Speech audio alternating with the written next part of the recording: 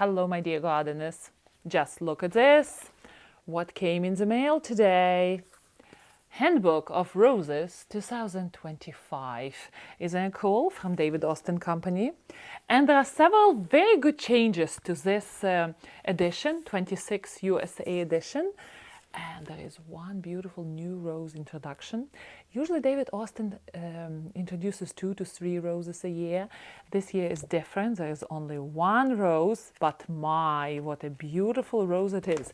It is my favorite color. Olga, Carmody with you today, master gardener from Connecticut.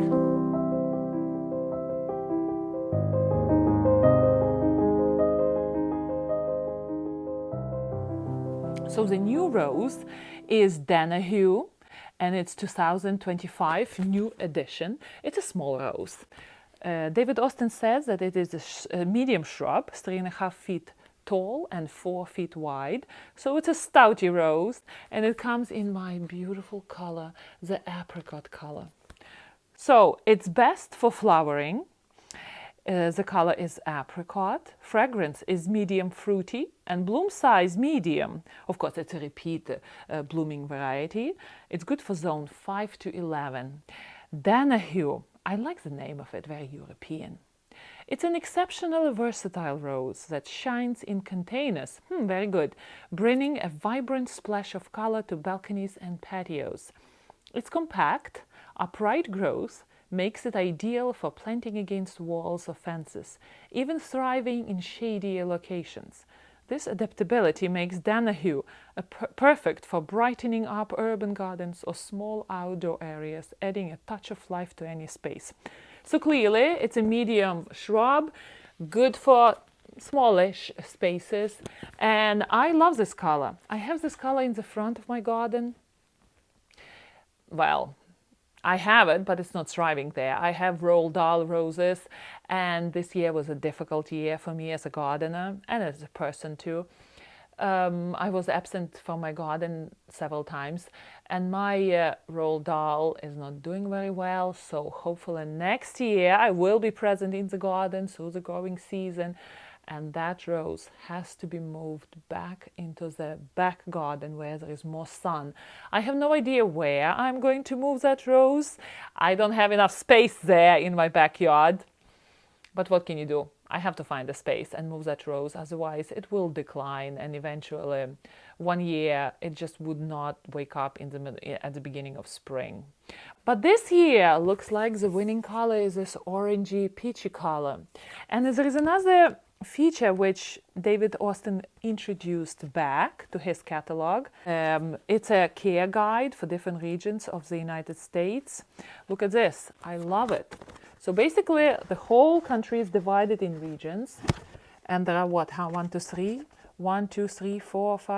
6 regions. I'm northeast, and there is a care guide for every region. So no matter where you garden, especially if you're not experienced in rose care, you can kind of check your region where you live, and this can be your starting point. For example, here, northeast, what do you do in March? You spring prune. In April, first feeding and mulching. In May, spraying. Well, if you spray, June, July, August, November, February. So it goes through all the months of the year what to do. And you're not doing this guessing game because you have no one who grows roses, and you're just trying to figure out what to do with your rose when you garden in California or where I am here in Connecticut. This is a good starting point, and David Austin's catalog is free, so you can sign up for it on David Austin's website. And look at this, the difference of the growing season. Here in Northeast, our growing season is so small, which is one of complaints I hear very often. And look at this, a small growing season in comparison to all the length of growth you get every year from other regions, warmer climates of the United States. Oh well. There are good positive things in New England as well. One of them is beautiful sandy soils. I understand it can leach nutrients very quickly, But that sandy soil comes so handy in the middle of winter where you don't have any waterlogged conditions, and not many plants are lost in the winter. Because number one killer of plants in the winter is water, believe it or not. When water is stagnant there, when you have a clay soil, a lot of plants have that demand of fast draining soil, or at least soil which is not waterlogged. And in our area, plants are very good coming back to life after winter. That's one of the good things gardening in Northeast. And the bad thing, the short growing season. Oh well, what can you do? You have to count your blessings, right? And I cannot believe that Christmas is coming so quick. It's almost here. I'm still in the garden. I'm still doing stuff around the garden because sun is out. Fairly okay weather is here still. So yesterday, we had big rain, which was excellent. I was doing something in the garage, poking around my pots and moving pots inside. I still have some glazed pots to move into the garage.